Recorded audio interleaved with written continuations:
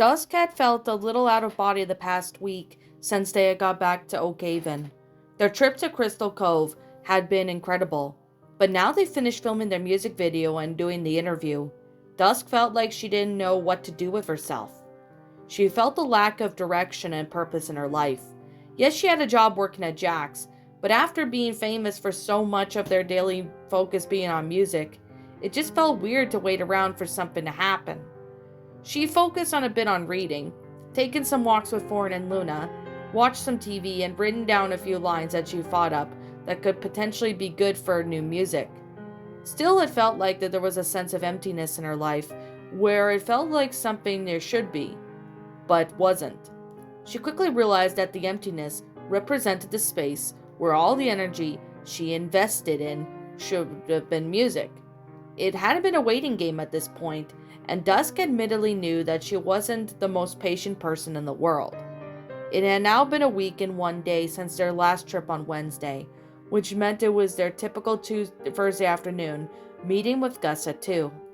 The girls and Gus had decided not to meet last Thursday, given it had been 24 hours since their trip, and plus there was nothing they really needed to meet about again.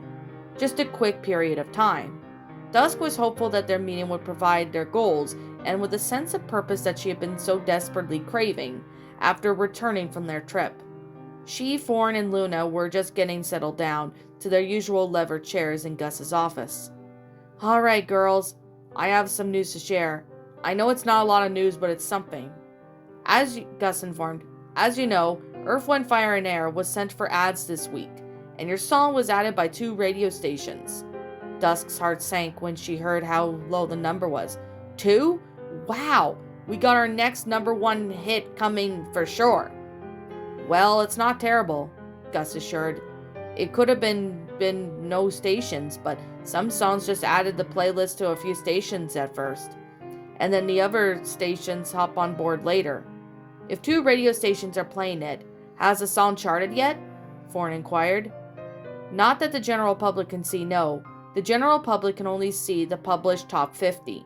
But given the label has a premium subscription on the charts company idea, I'm about to see below top 50, Gus explained. "It looks like your song had been played by a total of 8 times on the radio. That would place your song at number 161, above Lee Horn's Ease, Turning Me On the Jim Johns. It is a song that has gained such attraction for a bit of a gag about a young man who was aroused by this local fast food establishment." "Wow, that's an achievement," Dusk exclaimed, her voice dripping with sarcasm. "We're a 1 spot above that song, only to be famous for something like a complete joke. You could have expected us to make the top 50 only a week after we released this song as a single," Luna rebuked. "She's right, you know," Gus chimed in. "Dusk, I know you want to be famous again, but it's just not realistic to expect your song to go up top 50 a week after you announce it. In my 10 years as a record executive, I've never seen a song in the top 550 chart quickly, unless the artist is extremely famous." "I'm just bummed we didn't get any more ads," Dusk sighed. "Hex Girl got top 15 on its first week." "Yes, and that's a nominee." Gus's tone was a bit more stern, but gradually became more kind and understanding. "Give me time, Dusk. It's only been a week. You can't expect every song to amazingly perform on the charts, or you'll drive yourself crazy. Worst case scenario, this song fails and your single will release another one," Foreign added. "Yeah, I guess you're right," Dusk admitted defeat. She saw the logic of what they were saying, but she wanted so badly to have another successful single. She wasn't willing to let her frustration let go of that Hex Girl was robbed by those timeline-bending witches. "Anyway, I also want you to review the music video footage before I send it off to TV stations to air," Gus said. Dusk, Foreign, and Luna all gathered around Gus's computer and turned on the monitor towards them to cue up the footage from his computer. Dusk watched a video of Gus saying the environmental slanderous statements, followed by Foreign getting up in his face. Was it they all sang and move around the fountain? "Ah, this is so cringy." Dusk put her face in her hands to show how embarrassed she was to be watching the footage back. We look like idiots dancing around that. I think it works well, Thorn shrugged. Our moves actually look pretty good. It looks like what a stage performer would do, at least to me. It just looks like we're moving around because we're invigorated and passionate about the song. It's not like we're breakdancing or partaking in some teeny popper dance craze or something. I think the whole video idea looks good too, Luna commented. It's got a strong message about what we believe in, and also the little tongue in the cheek too. I think it would look appeal to people. I don't know what you guys are thinking, but seeing this as hokey and dumb, Dusk displarged, people are gonna think we're goofy wannabes. If we release this, what do you think, Gus? I'm sorry, Dusk, but I have to agree with Thorn and Luna on this one. To me, the video shows that you're passionate about it, the cause, but you know how to have fun, which is good to look. Gus gave his 2 cents. Dusk felt overwhelmed. Maybe she had just been too harsh on the video because she was in a bad mood. There was a part in her that saw that what the others were saying, but at the same time, she felt a bit perfectionist about the video. She wanted to release some goofy video that made everyone laugh at them, and they could ruin their chance at being success over. Given that they have just come off as moderately successful single, this was their chance to show the world who the Hex Girls were, and Dusk wasn't sure if she liked the image. I totally get if we can't, but if we can have some process to time as a group, Dusk inquired. Of course, Gus smiled. I would never want you girls to do anything you're not 100% on board with, so we can end the meeting early if you like, and discuss it again next week. Yeah, I like that, Dusk stated, suddenly feeling a bit embarrassed by being so overwhelmed that she ended up making the band making a decision on this. Sounds good, Gus responded. It's been great seeing you again, girls, and I hope to have a better update for you next week. Thanks for everything, Gus, Luna appreciated. Thanks, Gus, Thorn echoed. Dusk muttered the same, but she was too caught up in her head for that moment to focus on her surroundings. She never felt this sort of pressure before with Hex Girl, even when she was performing sold-out shows with thousands of people. Why the hell did she finally feel paralyzed with fear about releasing a stupid music video?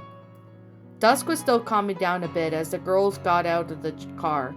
Thorn drove this time, while Luna took the front seat and Dusk got the back seat. She never experienced this before when the band was rising for fame, so she still didn't understand what caused her to feel overwhelmed. She hadn't told the other girls about how she was feeling. Usually one would feel overwhelmed when they were in a large crowd or were buried in work, so Dusk felt a little wimp, being overwhelmed with such meager decision, and whatever a music video was good enough. I'm surprised you hate the video so much, Dusk, Luna remarked. I thought it was pretty good. It's okay, so hokey and corny, Dusk sneered.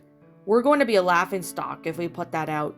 It'll ruin our chances of becoming famous forever. Is that what you're so worried about? Thorn inquired. Being a laughingstock? Well, yeah, who wouldn't be? Dusk remarked. No, ruining our chances at fame, Thorn clarified. Yeah, I mean, if we don't put something out that's super memorable and badass, we could make people lose interest in us permanently. And we're just coming off as a pretty successful single. And so if our fans lose interest now, they may never return. This needs to be perfect, Dusk stressed as down the last word. Oh, Dusk, Luna sighed. It feels like the fame is all you gotta think about these days. We all know how our fans want to perceive the video. But what do you think of the video? Thorn inquired. I mean, I like it. It was fun goofing around as friends, but now that's how people are going to see it too. They aren't going to take us seriously as a professional band after watching that. What we think after the video doesn't really matter because the public thinks of us usually comes first, Dusk responded. Sorry. I hate to say that mentally, Luna rebutted. But yes, we could try and appeal to the general public, but we can't base our entire image off of what people want to see. There has to be something intentionally behind how we construct our image. Beyond just follows us whatever the latest craze is. I agree, Thorn added. There needs to be a balance. We can't just do everything for the public's approval. Otherwise, we're going to lose ourselves in the process. Well, we're going to lose ourselves in fame if we we deserve if we don't show the public something they can relate to, Dusk growled. As much as she loved her friends, she felt that they were being misguided on how qualitative the band is. You're not hearing us, Dusk. Yes, being relatable to the public is important, but being equally important true to ourselves. You can't have one without the leader, Luna argued. So many artists lose themselves in the idea because they needed it to be something in order to seem relatable to the public. Dusk could tell that Thorn's voice was growing frustrated now, as her tone became snippy and aggravated. Do you want to sexualize the band's image? Maybe we should scrap this single and release a song about getting drinks at the club, shaking our ass all night? Club music is pretty popular now, so why not? This gave Dusk a bit of a pause, because of Thorn's extreme metaphor did kind of had a point. But sort of the song would probably sell. But Dusk didn't want to sing that about shallow, generic crap.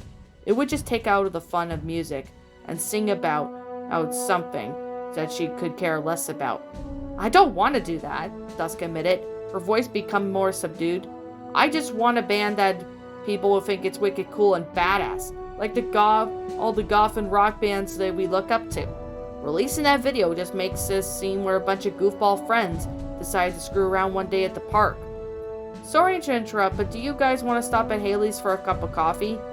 Thorn asked. I'm kinda in a mood for one, and maybe we could sit down and talk this through in a more depth. Sure, Luna agreed. Yeah, that's fine, Dusk nodded. Sounds good, Thorn said, as she promptly turned to her left to the parking lot of Haley's. The lot was relatively packed today. Every spot was full other than two. Maybe it would help to brainstorm of what we think of the core elements of the band are, Luna replied. She unbuckled her seatbelt, followed Thorn to the parking lot. Maybe it would help brainstorm more. We are passionate about the environment, Thorn said as she unbuckled her seatbelt and then got out of the soccer mom van. We're badass and we don't care what anyone thinks of us, Dusk listed, before realizing what she just said. Wait, Thorn and Luna both laughed. So part of the band's identity is that we don't care what others think. Yet you're paralyzed with fear about what others are going to think of our video? Thorn asked playfully. I mean, Dusk paused, how unsure to describe her feelings. She liked the part about the band's identity was not caring what others think of them. Yet she still wanted to seem cool to people. She didn't want to release the video that made people think that they were a bunch of goofy wannabes. Thankfully for Dusk, they had just gone up the counter and needed to order their drinks, which is provided a moment for Dusk to process things a bit more. Hey girls, how's life? Haley, the coffee shop owner, inquired. Decent, Dusk nodded. We just released our second single. Oh, that's cool. What did you end up with? Haley inquired. Dusk's heart sank just a little bit, as Haley's lack of knowledge means the news to them. Releasing another single had not yet spread very far yet. We chose Earth, Wind, Fire, and Air as the single, Luna informed. Oh, that's a good choice. It's always been one of my favorites to see you girls perform, Haley informed. Speaking of which, do you want to perform here again tonight? It's been a little while since you have, and it always brings the customers in when you do. Post-tour, Dusk admittedly hadn't been really thinking about performing again at all. They were doing some shows in the famous venues from the country, doing live performances around coffee shops in town, such like a steep step down. Yeah, I'll be open for it, Thorn shrugged. What about you guys? Absolutely, it's always fun performing here, Luna added. Dusk didn't really entertain the idea, because it would feel like they'd be past that now, since her friends seemed up on wanting to do. She felt obligated to say yes, so she did. She tried not to sound too apathetic in agreeing, even though she admittedly did. Yeah, let's do it. When do you guys want us to perform? Next Wednesday afternoon? Haley suggested. Works for us, Thorn confirmed. Sounds good. I'm guessing you girls want the usual drink, Haley inquired. Blended mocha with soy milk, skimmed vanilla latte with cherry shot, and just a plain coffee? Yep, Thorn said. Was it Luna and Dusk nodded and confirmed. Awesome. I'll get started on those, Haley responded. Dusk admittedly hadn't taken really any time to think whether or not she wanted to release the music video, so she was still feeling a bit under pressure. It was clear that Thorn and Luna were proud of the video and wanted to release it, But Dusk didn't want to make it seem like a wrong decision that could harm the band's success. In processing it through her friends, she realized that perhaps she was overly harsh on it. Challenging the environment, big-toed old geezer did align with the badass. Don't give a crap of what you think. Image she already knew about what she wanted for the band. Maybe it could be inspiring to young people who cared about the environment to stand up what they really believe in. Still though, Dusk was reluctant to release the video. It just felt too similar to their first video. Have you ever had some more time to think, Dusk? Luna inquired. Actually, kind of, Dusk admitted. I see what you guys are saying true to ourselves, and I think it's right, if it does fit our image, but now I'm kind of wondering if it's too similar to the first video. We are challenging the old guy in that one, and now we're challenging the other old guy in this one. Dusk does actually have a point, Thorn realized. We don't want to be too repetitious, or people may think we're one-trick ponies. I guess so. I don't think they're that similar, Luna points out. Yeah, the challenging the elderly thing is the same, but they're completely different premises. One is about trying to break us into the music industry, and the other one's showing our passion for the environment. It kind of gives us a rebellious riot girl type feel, and I like it.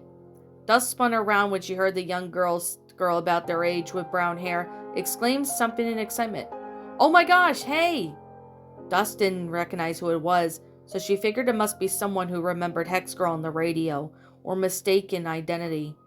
It's good to see you girls, the girl smiled. How have you been? Good, Luna inquired.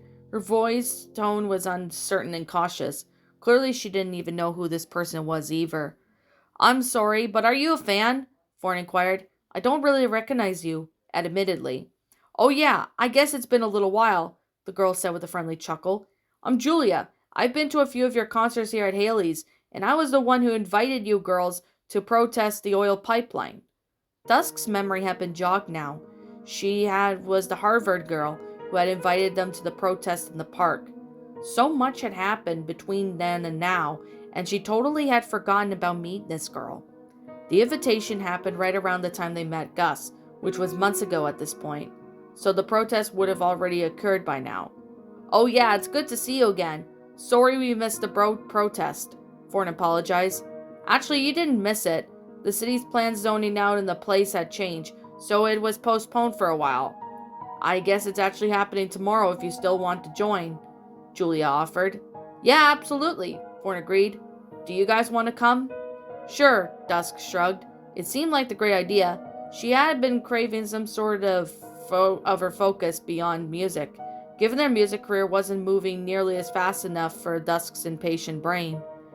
I am not sure, Luna cautiously replied. Is it safe?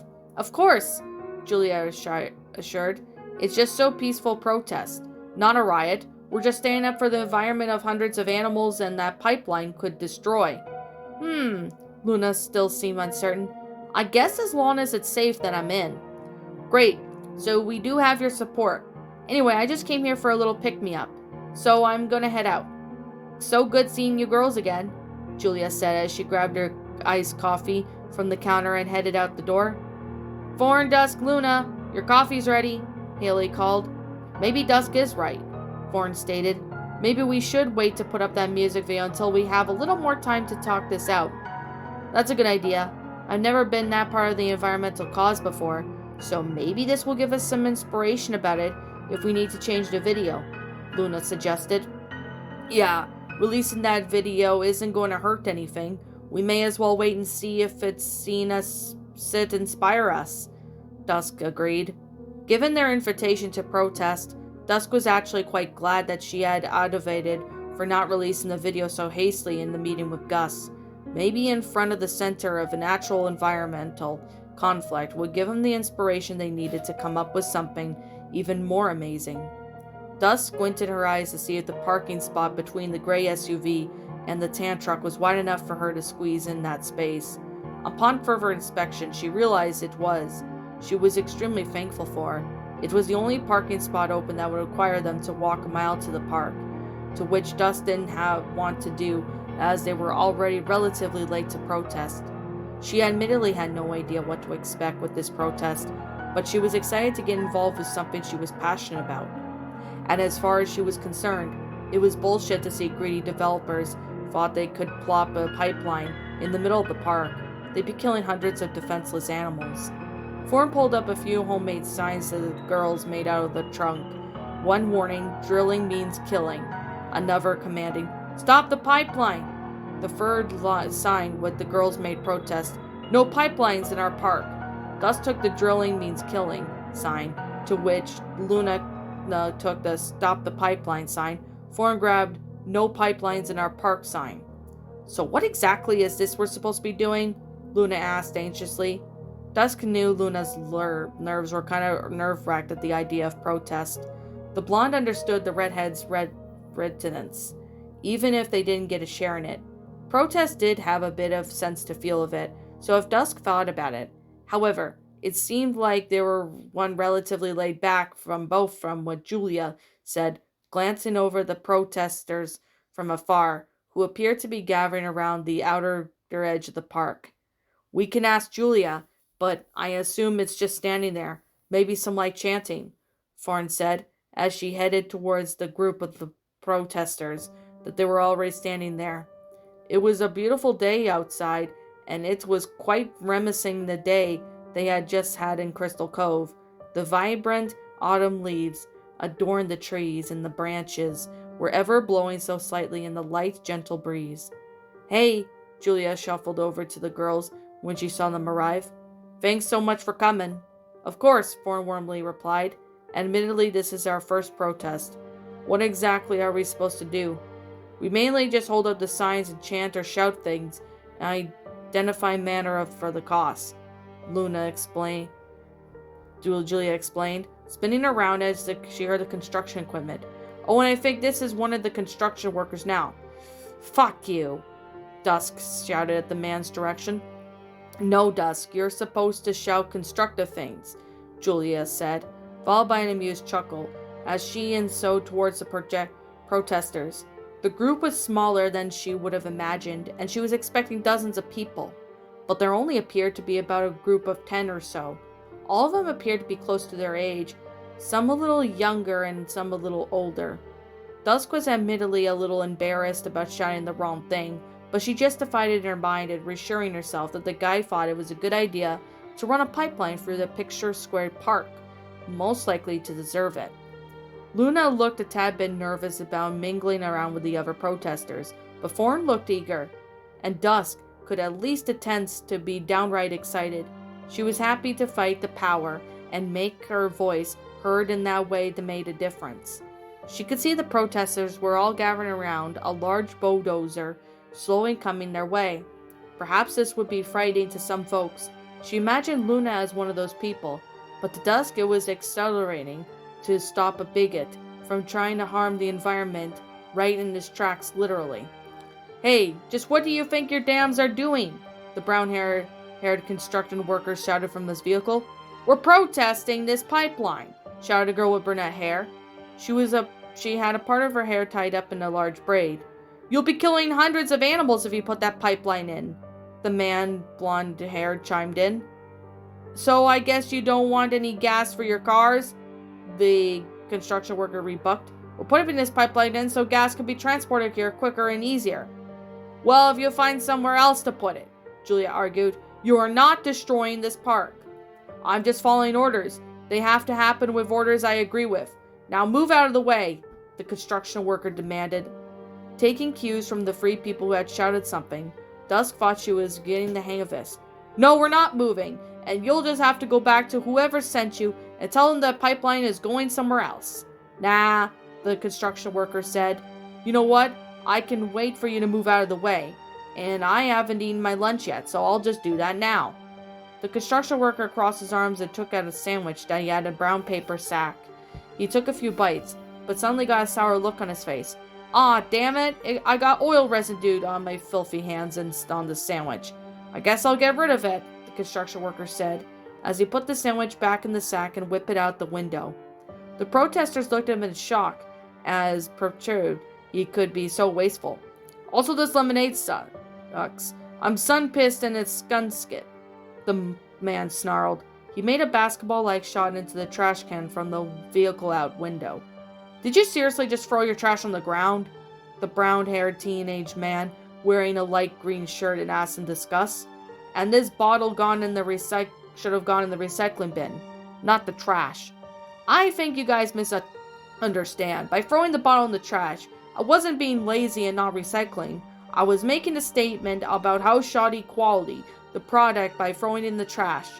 The construction worker's eyes narrowed as his tone became intense. Because that's the only place where it belongs. Even when you still threw that sandwich in the paper bag on the ground, the male black-haired protester rebuked. Ah, you see, that was a job creation. Prisoners of Elwood Penitentiary came in last Saturday, the month, to pick up the trash. If there are no trash here, then they're all out of job. So technically, I was contributing to the incomedy, the construction worker argued. Your logic is backwards, Julia argued. You're destroying the environment and you know it. The construction worker sighed. I don't need this. I'm going to go back to the mayor and tell him that I need to try to lay the groundwork on this pipeline. But you kids stopped me. Maybe he'll put a stop to Region Terror if you try to disrupt my construction again. The man shifted the bulldozer into gear and began turning the vehicle around. Once he did, the gigantic cloud of smoke sprayed out of the exhaust, causing all the protesters to cough profusely. What a grate in a hole, said the brown-haired teenage male protester, insulted. Thorn and Luna suddenly were turned completely pale. They almost looked sick to their stomachs. At first, Dusk might thought it was just a shock of breathing the man's gas fumes, but she quickly realized this was something else. What happened? Dusk said. You two look like you've seen a ghost. Did you hear what he said? Thorn panicked. He's gonna try us to get us in trouble with Mayor Corey. Yeah, Dusk scoffed, not seeing the problem. He doesn't know any of our names, so what the hell can he do? He thankfully doesn't know right now, but if he figures out who we are, he could tell our parents that we're causing trouble for the city, Luna responded. I guess we weren't really thinking through the decision to put a pipeline before this protest, Thorn laminated. Well, I guess I'm with Dusk on this one. I'm not seeing the problem here, Julia admitted, overhearing the conversation. Our dads are friends with the mayor, Thorn explained. If the mayor hates us for derailing the plans, he could make things really awkward for us. If he complains to our parents about disrupting the city's business, I don't know how they react to it. Dusk would admit that she had the privilege of not giving a shit what her parents thought. They already thought she was a burnt-out loser. Besides, they weren't practically close friends with the mayor, so she could care less of what her parents thought about her partaking in the protest. Not like they were actually doing anything wrong. In fact, they were preventing something very wrong from happening. I mean, I get that it's awkward of your dads to know to disrupt the mayor's plans, but I don't mean any offense by this, but who cares? Dusk said. As far as I'm concerned, Mayor Corey and that polluting scumbag construction worker are the ones wrong here, not us. They want to destroy the park of hundreds of animals, so they could just put an oil pipeline so they could probably have it somewhere else. This park is the most popular place in town, and I think people just thought about it. They'd be pretty pissed off too that Mayor Corey wants to destroy the park just so people can get a little gas faster. Whoa, the girl said with the long braid in her hair said. I love this girl's vibe. She doesn't give a fuck about what anyone says, but she accepts that it's right. Of course I don't, Dusk asserted. I mean, I liked Mayor Corey before, but this is a really shitty decision on his part, and somebody's gotta say it. Where did you girls say you're from anyway? I've never seen you around here, the girl replied. I invited them here, Julia said. They're the Hex Girls. They played in a band a couple times at Haley's. Wait, you're the Hex Girls? The girl gasped. The ones that had the Hex Girls song on the radio for a while? The very same, Dusk proudly nodded. Whoa, I had no idea you girls were into that stuff. That's neat, the girl said in awe.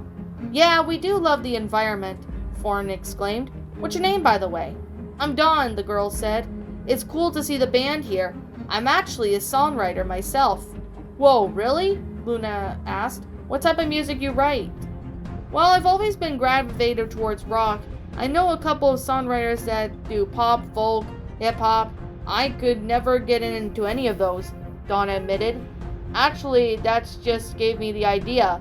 I'm part of the songwriters group that meets almost every week. We would like to have you come here for most of the meetings and talk to us about your writing. Maybe. Thorn seemed cautious. Dusk felt their cautiousness were very logical, given the three witches had recently befriended them just to manipulate them. Is this at your home? Oh no, Dawn clarified. We just meet here at the park every week. That's why I'm here at this protest. I love hanging out here at this park. It's so beautiful to see torn down from that pipeline. I would hate to see it. Actually, that might be kind of nice, Thorn admitted. I've been thinking lately about getting another hobby. We're kind of holding a pattern into music right now, so I thought it'd be nice to have something else, like to fill my free time. Oh, I'm sorry to hear about your music. Can't you write any more songs? Dawn inquired. We've got our first album out. We're just kind of waiting to promote our second single, Dusk responded. That's a bummer. It's cool you've got an album. I've only heard the Hex Girl on the radio. Maybe I'll check out the album if I get the time, Dawn said. Anyway, glad you're interested, Luna. Oh no, I'm Luna, Luna corrected with a laugh. I am interested though. Honestly, I'd be interested in doing it, Dusk jumped in. It'd be good to have another pastime too. We've been pretty busy for quite a while now, and we've just finished a whole album, but I felt like it's been kind of boring lately. Yeah, that makes sense, and sure, feel free to join us. Like I said, there's no pressure. Even if you want to come by 1 week just to speak and check it out, go right ahead. We don't expect you to prepare anything formal. Well, just cool to hang out and chat, Dawn informed. We meet at Fridays at 8 p.m. at the center of the park. Thanks so much for everyone for coming, Julia announced, making her voice quite loud so all the protesters could hear the conversations they started. I have no doubt that the construction would delay, but what we've done today will be on the news. So be vigilant for the new date. We'll plan to reconvene here on that day. I've got to get going, Dawn said to the others. It was nice meeting you. It was nice meeting you too, Dusk said, as the other two girls said slight variations of that. Dusk was actually quite happy that they had crossed paths with Dawn at the protest.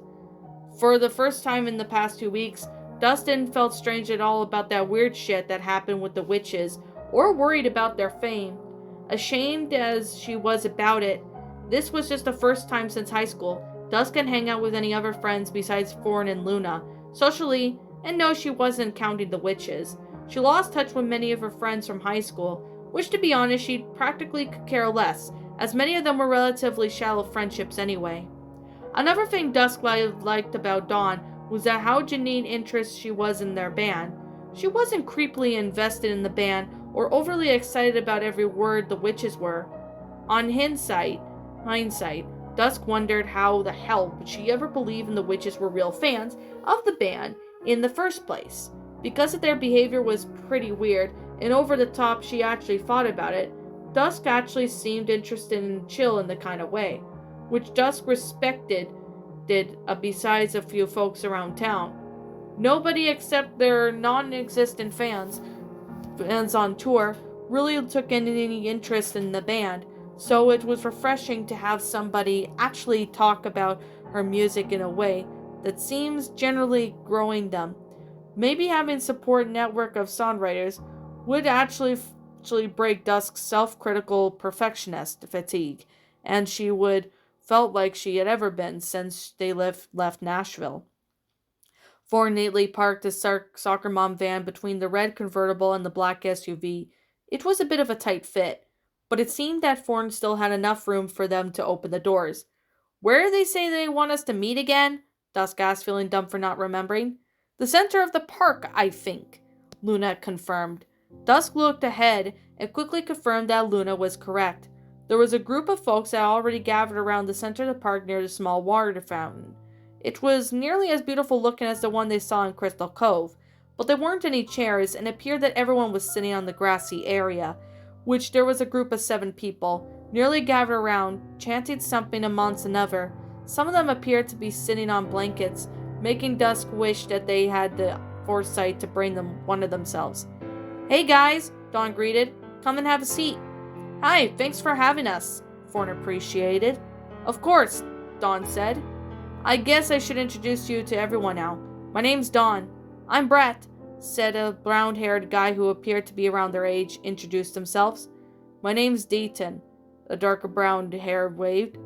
And my name is Jonathan, the blonde guy said. He seemed to have been the least friendly of the bunch, if you asked Dusk. Hey, I'm Ava, the girl with the brunette hair stated. My name's Kelly, a girl said as her hair, or Kelsey, her red hair confirmed. Hey, nice to meet you all, Thorn said. My name's Thorn. I'm Dusk, Dusk introduced. You girls seem familiar, Kelsey pointed out. Have we met before? I don't think so, Dusk responded. Aren't you girls part of the band that performed the Autumn Fest a couple months back? Ava asked. Yeah, actually we are, Thorn smiled. That's really cool, Kelsey complimented. You guys killed it, Dayton exclaimed. Yeah, I asked him to come earlier. I meet them at this protest this afternoon, Dawn explained. Oh, that's right, it was this afternoon. How did the protest go? Dayton asked. It was a huge success, Dawn shared. We refused to move, and the construction workers had to go back to the mayor. Wow, great job, Brett exclaimed. The old codger of mayor is probably shaking in his boots, thinking that this plan didn't work. Wow, what a bozo, Jonathan snarled. I've got a half a mind to sneak into his bedroom that night, dump a bottle of oil in his environmentally heating bed, Dayton joked, and we'll see how he likes it when his habitat is ruined by oil. Wow, those people are so passionate about the cause that they didn't even give a crap about what other people thought. Dusk felt like she fit in right with these folks. She'd hang out with the philosophy that people would be much happier if they didn't have to worry about what the others said. It just unapologetically expressed themselves. It was important to stand up for what you believed was right, and as far as Dusk was concerned. It served him right for trying to ruin our park like that, Dusk sneered. Let's hope he chokes on the lobster and his rich ass is probably eating tonight. Dayton was the first to start laughing. He and the rest of the group quickly followed, letting out hearty laughs at Dusk had, and Dusk rarely felt like she fit in. Whatever her parents or her back was in school, it was completely a new feeling that she belonged with a large group of people whom she had yet developed a friendship with. Dusk happened to look over and saw how Thorn was laughing, but knowing Thorn as she did, it didn't seem like a generally laugh, and it appeared to be a light chuckle. One might think it was done out of her social nicely. Luna didn't even pretend to have a foraging laugh. She just looked a bit mortified, but no one else seemed to take notice. After the laughter had died down for a bit, one of the girls, Ava, spoke up again and shifted the topic a bit. So, what it's like having your song played on the radio? It felt amazing, but also really surprising. When you first get signed, you don't even know you think you're good enough for anyone to notice you. At least for me, it came back as a shock to music and get kind of that attention, Thorn responded. Over time, the shock had died down, and we felt more sense of accomplishment, Dusk added. Honestly, I'm a bit embarrassed, but I don't feel like I've had that much wisdom on how to write a popular song. I feel like we just got kind of lucky, Luna admitted. If we knew how to make a song famous and play on the radio, our second single would already be popular. Yeah, that's right, Kelsey assured. We're all still learning here. Once I is signed, and I'm sure we'll have my songs becoming popular over time. We've really laid back here, so we didn't care about how much we know, Brett answered. We usually just chat about what we've written in the week, and then just hang out for the rest of the time. Maybe we can all go around and talk about that tomorrow now, Dawn suggested. A chorus of sures and why nots broke out of amongst the group. I could start, Ava volunteered. I intend to write a mix of folk and pop songs. I wrote a song called Fever, and it's about getting so invested in something that the ideas consume most of your thoughts. I'll read the brief script of the chorus. No, I didn't expect it either, but I think I've got the fever. Tangled up in your web, hanging on by every word you said. Ava looked over to the girl with long brown hair, whom Dusk believed name was Dayton.